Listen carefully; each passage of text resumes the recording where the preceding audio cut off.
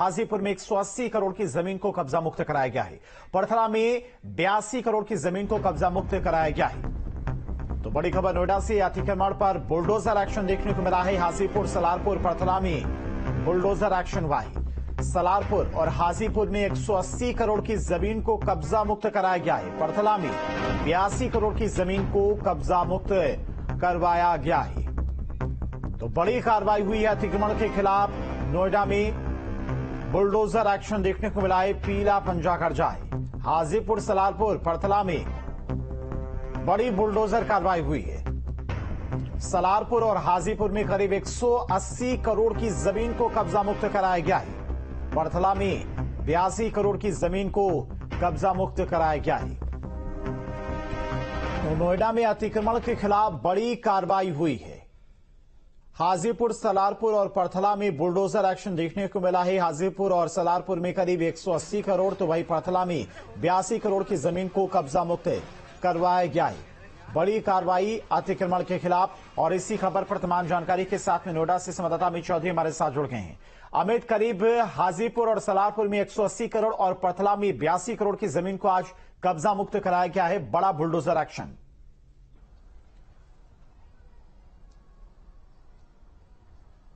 बिल्कुल, देखिए नोएडा और ग्रेटर नोएडा के काफी ऐसे इलाके हैं, खास तौर पर ग्रामीण इलाके, जहां पर अधिग्रहण किसी कारण से नहीं हो पाया। ऐसी जमीनों पर लगातार अवैध कॉलोनी बनाना, अवैध इमारतें बनाने का काम पिछले काफी दिनों से चल रहा है और कई जगहों पर बड़ी बड़ी इमारतें बनकर खड़ी भी करा दी गई हैं। इसी सबको देखते हुए नोएडा प्राधिकरण के सीईओ लोकेश एम ने पूरे शहर का सर्वे किया। वो खुद ग्राउंड पर उतरे और देखा कहां किस तरीके की स्थिति है, तो उसी को लेकर आदेश दिया गया था और जो संबंधित विभाग के अधिकारी हैं उन तमाम अधिकारियों को निर्देश दिए गए थे कि जितना भी अतिक्रमण है उसके खिलाफ इसी तरीके की कार्रवाई की जाए और भोले भाले लोगों को कम दाम में जमीन देने वाले भूमाफियाओं के खिलाफ एफआईआर भी दर्ज कराई जाए और जो इमारतें बनकर तैयार हो गई हैं उन पर साफ तौर पर यह लिखा जाए कि ये इमारत वैध नहीं है, अवैध इमारत है, जिसके चलते जो आम लोग हैं वो वहां पर खरीदारी करने से बच सकते हैं। उसी के चलते ये पड़थला, सलारपुर, हाजीपुर में कार्रवाई देखने को मिली और यहाँ पर काफी ऐसा अवैध निर्माण है जिसको ध्वस्त किया गया है।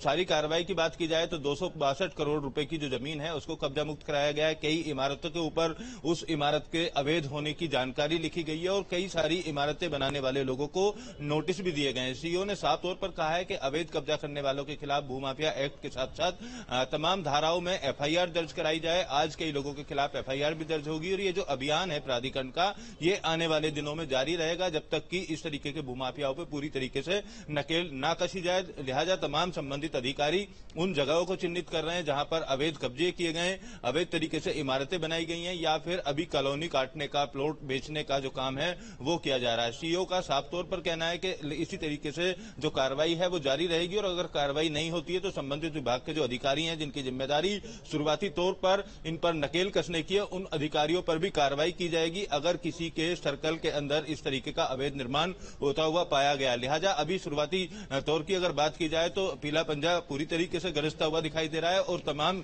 जो अवैध निर्माण है उनको ध्वस्त करने का काम किया जा रहा है। आने वाले समय में अगर दोबारा से यहां निर्माण किया जाता है तो संबंधित अधिकारी हैं, जेई हैं या वहां के सुपरवाइजर हैं या उसके अलावा एसएम हैं, उन तमाम अधिकारियों पर भी आने वाले दिनों में कार्रवाई की जाएगी। फिलहाल अब देखना होगा कि ये जो कार्रवाई है कितने दिन तक चलती है और जितना भी अवैध कब्जा, खासतौर पर नोएडा के डूब इलाके की बात की जाए या यमुना पुस्ते के आसपास की बात की जाए, उसके अलावा तमाम गांवों के आसपास 4-4 मंजिला इमारतें बनाकर फ्लैट बनाने का भी काम किया जा रहा है। उसमें सोरखा, सरफाबाद, गढ़ी, इस तरीके के तमाम गांव हैं जहां पर इस तरीके के निर्माण कार्य लगातार अभी भी किए जा रहे हैं। उन पर अभी काफी प्रभावी कार्रवाई करने की जरूरत है। हालांकि शुरुआती तौर पर प्रभावी कार्रवाई जरूर दिख रही है, लेकिन इसी तरीके से कार्रवाई अगर निरंतर जारी रहेगी तो भोले भाले लोग इन लोगों के झांसे में आने से बच जाएंगे और प्राधिकरण की जो करोड़ों रुपए की बेशकीमती जमीन है जो इस तरीके से लगातार उस पर कॉलोनी काटी जा रही है, वो जमीन भी प्राधिकरण को आने वाले समय में मिल सकेगी।